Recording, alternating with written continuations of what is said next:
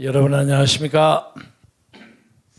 국내 정치가 하도 복잡해서 제가 해외에 계신 동포들, 북한에 있는 우리 동포들 5천만의 우리 국민 도합해서 8천만 동포들에게 인사를 제대로 한 번도 못했습니다. 지난 4월 7일 날 대한민국 수도 서울과 부산에서 벌어진 보궐선거에서 역사 이래 유례가 없을 만큼 큰 승리를 우리 자유 세력에게 안겨준 것은 다 여러분의 덕이라고 생각합니다. 감사합니다.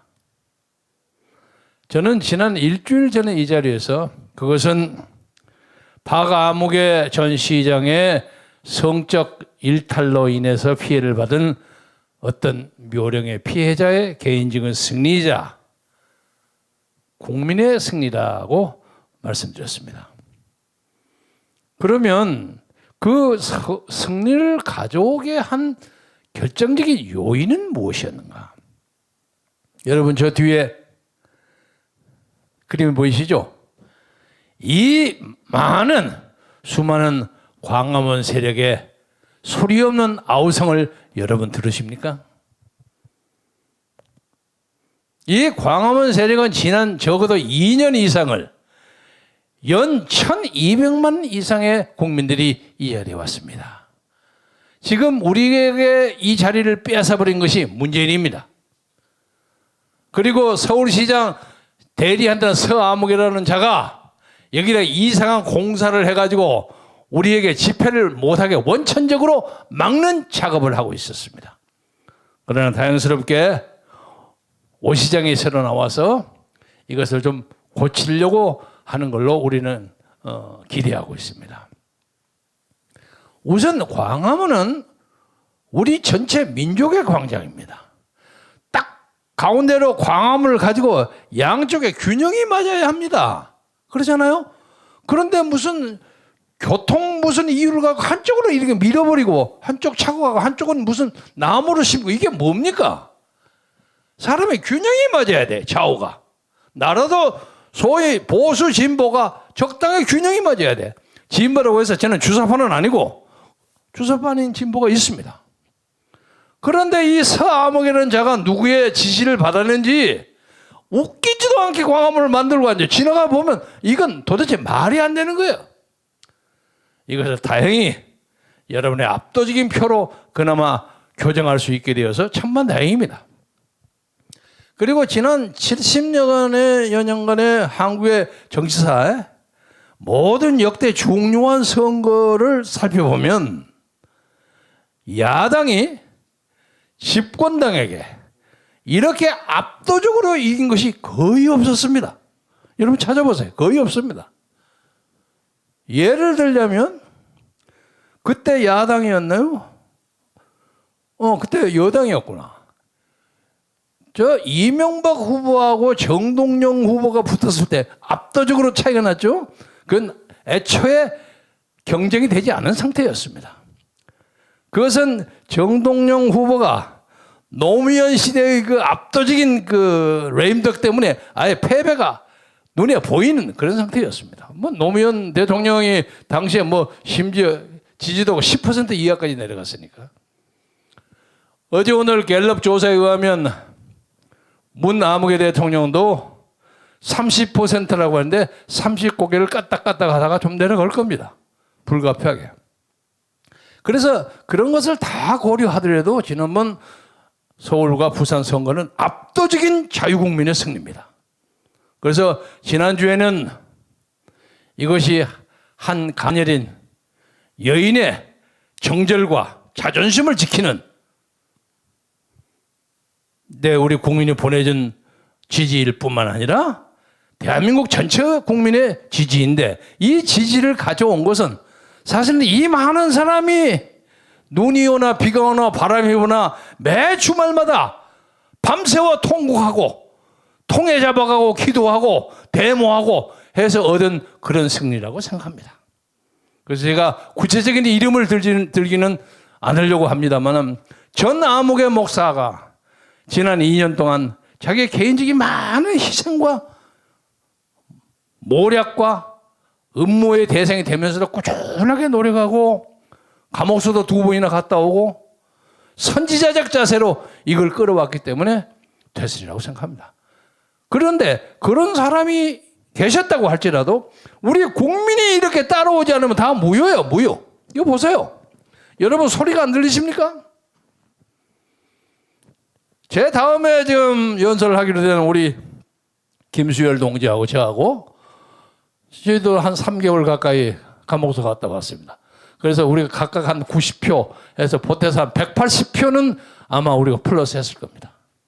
그러나 죄를 예를 든 것뿐만 아니라 많은 사람들이 노력했기 때문에 이렇게 돼서 이제 역사의 고비가 바꿔졌습니다.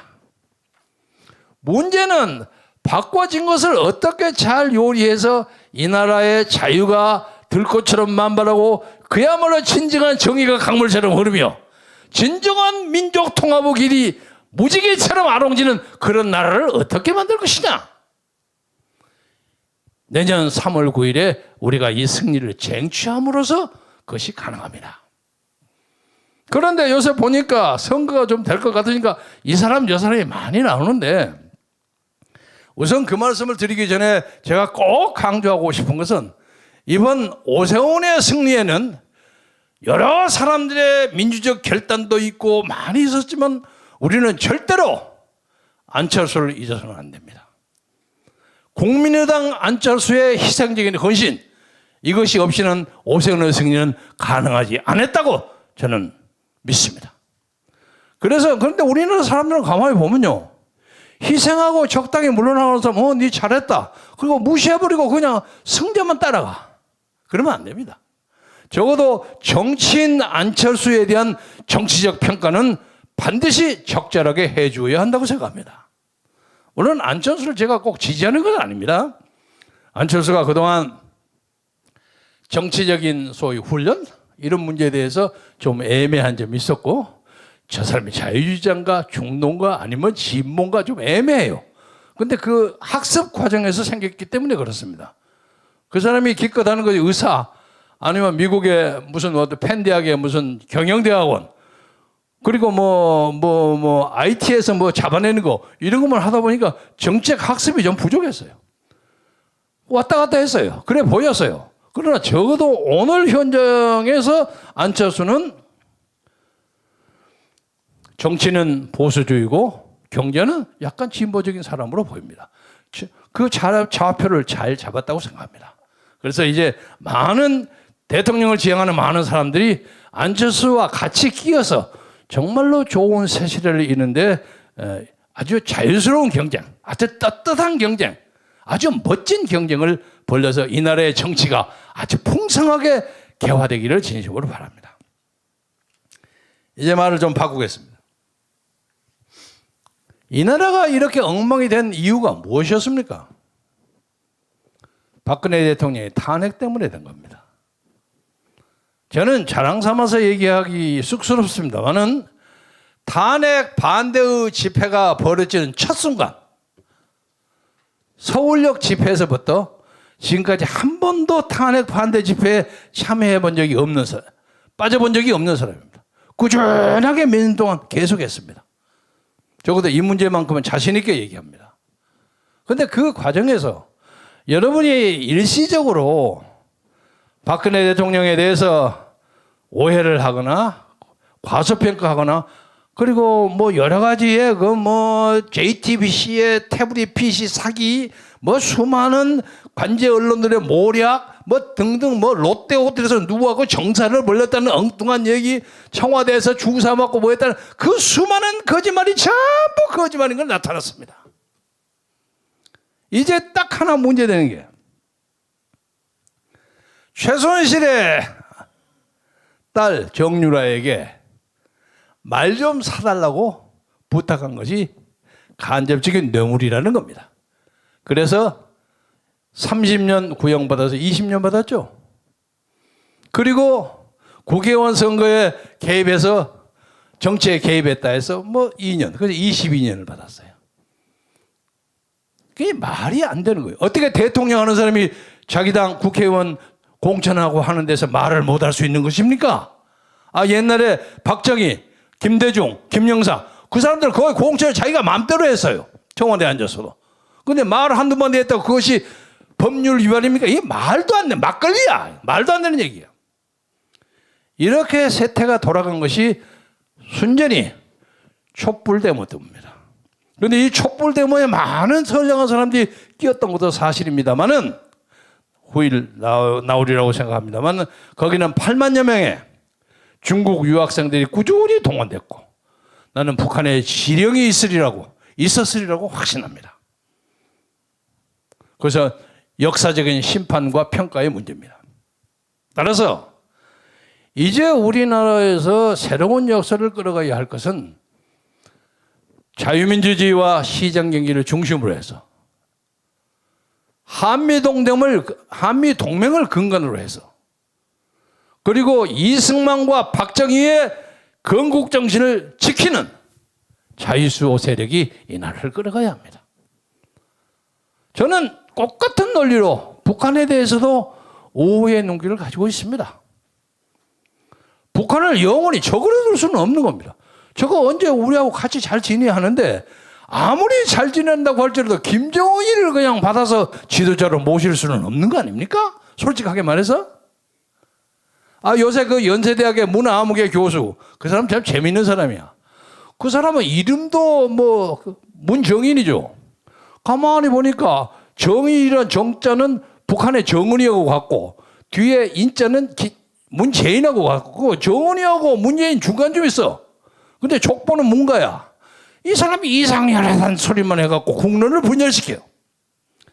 이런 엉터리 소리가 다시는 이 나라 언론에서 회자되는 그런 어리석은 그 비극의 시대가 종결해야 한다고 생각합니다. 문정인 교수 반성하세요. 반성하세요. 나도 개인적으로 옛날에 좀 아는 사람이야. 상당히 호감을 가졌던 사람인데 이 사람이 왜 똑부러면서 갑자기 저렇게 돌아버렸는지 난 이해가 안 돼. 그래서 북한 문제에 대해서 제가 지난번 얼마에도 엊그제 미국 의회에서 한국 청문회 벌어지지 않았습니까? 제가 오자마자 우리 정광훈 목사 말씀하시는데 그게 들어가더라고요. 엄청난 청문회입니다. 부끄럽기 짝이 없는 청문회입니다. 부정한 제도 미국에서 16년을 살았습니다. 그 청문회는 아주 그냥 대한민국과 대한민국 대통령 문화학회를 완전히 똥강아지처럼 취급하는 그런 청문회입니다. 부끄러워서 얼굴을 들 수가 없는 거예요. 그런 청문회를 두고 이 나라의 자칭 진보주의자는 사람들이 무슨 짓거리를 하고 있느냐. 아무 말도 안 하고 있어. 진중권은 뭐 하는 거야? 그런 거 있으면 그 북한에 미국에 청문회 하는 사람 좀 비판해보지. 잘 쓰는 글로 말이야. 아니면 자기들 수를 모아가지고 북한의 인권에 대해서 과감하게 얘기를 해야 될 거 아니냐 말이야. 무슨 짓거리를 하고 있어. 문재인 엊그제 나와서 하는 얘기가 20대의 무엇을 연구해보라. 이건 남 얘기하는 것처럼 해. 20대가 왜 표를 안 찍었느냐. 간단해요. 나는 조국이 때문에 안 찍었다고 생각해요.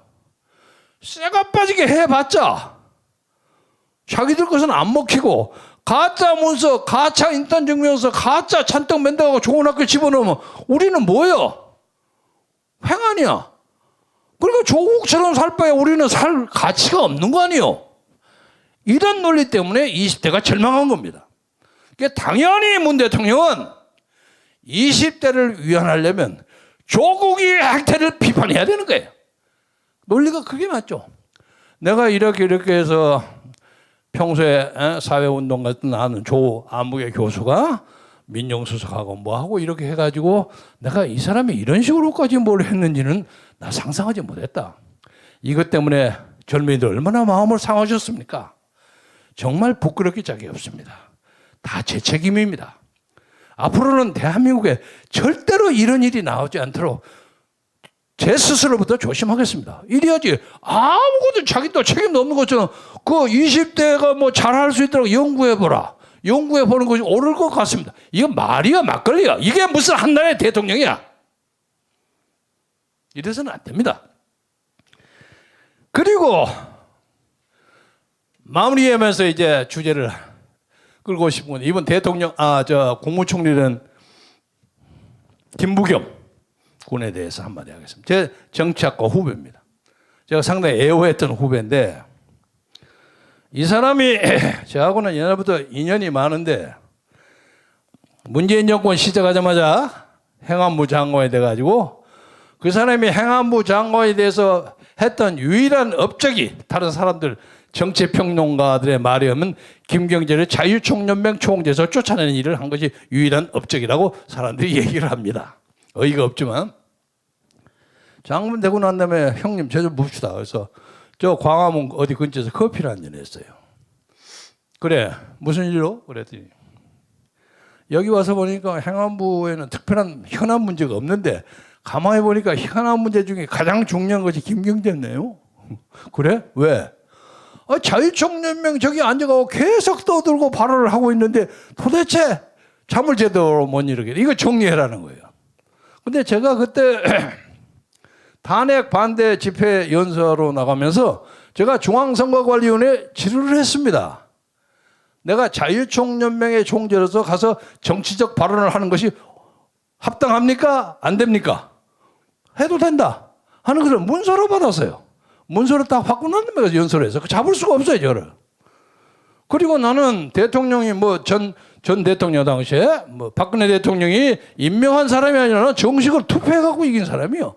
아주 불리한 조건에서 나의 생애에서 상당히 기록할 만한 중요한 승리요. 그런데 왜 나를 쫓아내려고 그러냐? 제가 장관을 하고 있는 난 형님하고 도저히 공존 못합니다. 그래서 그래 그러면 이제 잘 해봐라. 그러면 내가 좀 3년 임기 한 2년 채우고 내일 모레 2년 되니까 내가 세금에 물러나 주마. 고맙습니다. 근데 그 다음에 딱 가서 한 달쯤 나왔는데 지금 당장 좀 해주면 어떻습니까? 아니 이 사람은 내가 내일 모레 2년 임기 마치고 그러겠다고 그러는데 왜 그런가? 그러니까 그래도 빨리 해라고 그럽니다. 나 그거 못하겠어. 자네 약속이 틀리잖아. 그랬더니 갑자기 경찰청을 동원해가지고 압수수색에 막 사무실, 아파트, 내 개인 사무실 막 쫓아오는 거예요. 난리 법석이야. 20만 원짜리 법인카드를 가지고 내가 피부 미용을 했다는 거야. 이 기가 막히는 소리를. 그러니까 자기들도 그거 하면서 시슬 웃어요. 저를 그렇게 억지를 쓰고 국회에 불러가지고 그 유명한 진선미 의원이니 이재정 의원이 이런 사람들이 가서 계속 나를 헐뜯고 답변하려면 우리는 답변 필요 없어요. 질문은 하고 답변은 필요. 그런 놈의 청문회가 어디 있습니까? 그렇게 망신을 시켜서 그래 내가 물러나갈게. 알았네. 그리고 이제 시골에를 기차를 타고 갔더니 전화가 쫙 왔어요. 김부겸 형님 근데 그 후임자 그 추천위원회 인선을 제가 하고 가는 거예요. 근데 그거 그냥 밑에 사람들 맡기고 그냥 손 털어버리시죠. 왜? 아니 근데 저는 이렇게 구색에 맞춰서 명분 있게 이렇게 구성하려고 했거든요. 그러면 또 복잡하다고 그러니까 이왕 털어버리면 털어버리십시오. 알았네 그럴게. 그리고 기차 타고 갔어요. 그거 지들 마음대로 정했어요.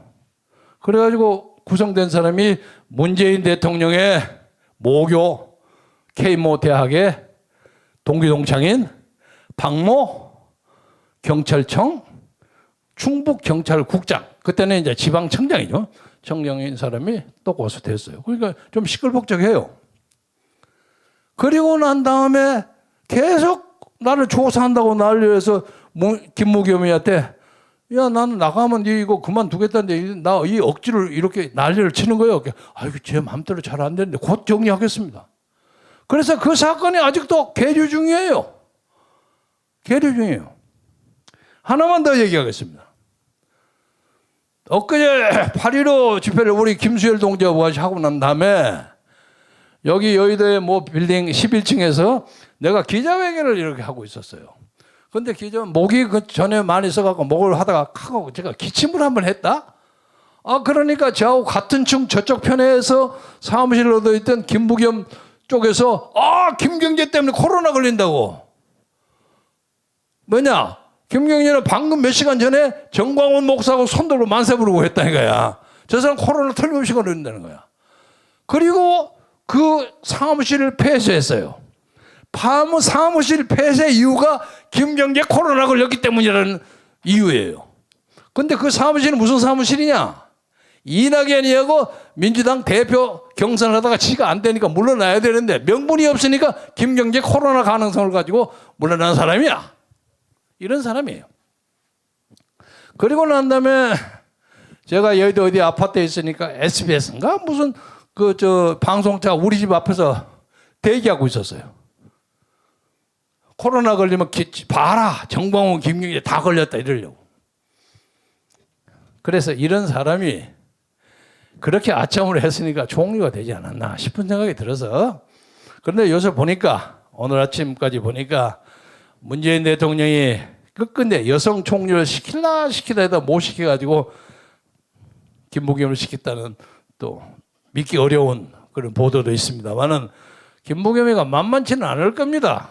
레임덕 돌아가면서 앞으로 문재인에게 어떻게 해서 지 선배인 김경재에게 어떻게 하는가 내가 잘 주목해 보겠습니다. 이 말을 마무리하면서 듣고 싶은 것은 옛날 우리 선조들이요. 아주 특히 폭정을 했던 임금 밑에서 영의정이니 좌의정이니 뭐 이런 거 하는 사람들. 그 사람들은 뭐 폭정을 한 사람이 연상군이 오면 전하 옳습니다. 망고의 옳은 말씀입니다. 그 아첨을 들어. 다른 사람은 전하 이거 안 됩니다. 그래갖고 사약을 받기도 하고 곤장 맞아서 죽기도 하고 삼수갑전으로 귀양도 하고 그래 죽어요. 옛날의 선비들도 이랬구나. 그러니까 여러분 족보를 가지고 따지는데 폭군 밑에서 영의정 좌의정 판서 한 사람 선배 있다고 너무 재지 마세요. 저도 그런 사람, 그런 선조가 조금 있기는 합니다만은 그보다 아닌 사람이 더 많습니다만 그걸 자랑으로 생각합니다만 지금도 그런 생각이 들어요. 이 사람들 이것도 저도 모르고 한 50년, 100년 후에 그때 우리 선조가 그때 국무총리 했잖아. 이럴 거란 말이야. 틀림없이. 그때 대법원장에서 김아무개. 이럴 거란 말이야. 지금 오늘 대법원장 하는 짓거리를 보세요. 그것이 자랑스러운 자리입니까? 그래서 우리가 새로 열려고 하는 새 역사에는 국무총리가 아니라 장관이 아니라 사무관을 하더라도 떳떳하게 하고 자랑스러운 관리의 기록을 가질 수 있는 그런 걸 만들기 위해서 새로운 세상을 만들어야 하는데 그 새로운 세상을 만들기 위해서는 우리가 내년 3월 9일 날 반드시 이 선거를 이겨야 합니다. 이기기 위해서는 지금 나오는 여러 사람들 있죠. 뭐 윤아무개 전 총장, 뭐 안 국민의당 대표, 뭐 이런 사람, 다른 사람 내 이름 들먹이고 싫은데 많은 사람들이 와서 진정하게 경선해서 새로운 역사를 끌어주시기를 바랍니다. 오늘 말씀 마감하면서 드리고 싶은 것은 아까 제가 박찬종 선배에게도 그 얘기 잠깐 했습니다만 이번 선거에 국민의힘이 이뻐서 찍어줬던 사람은 7%예요. 그리고 오늘 현재로 갤럽이 조사한 바에 의하면 더불어민주당 그리고 국민의힘 빼놓고 나머지 무당층이 27%예요. 국민의 상당수의 사람들이 새로운 정치 세력을 기대하고 있습니다. 이 새로운 정치 세력이 누구에 의해서 언제 나올지 그건 두고 봐야 합니다. 그러나 지금 하는 그 국민의힘에서 왔다 갔다 하고 장난치고 뭐 김종인 할아버지가 뭐 어쩌고 저쩌고 뭐 하고 하는 그런 짓거리를 하고 있다가는 역사의 심판을 면하지 못할 뿐만 아니라 새로운 세력이 반드시 나오리라고 하고 그 새로운 세력이 반드시 역사를 주도하는 세력이 될 것을 여러분과 함께 공동으로 다짐하면서 이번 우리 선거에 노력했던 수많은 태극기 세력, 모든 사람, 그리고 박원순 성추행 피해자, 그리고 그 많은 사람들이 진심으로 위로받고 인간적인 권위와 위엄을 회복할 수 있는 그런 기회가 되기를 여러분과 공동으로 기대하면서 여러분의 분발을 촉구하지 맞이하겠습니다. 대단히 감사합니다. 감사합니다.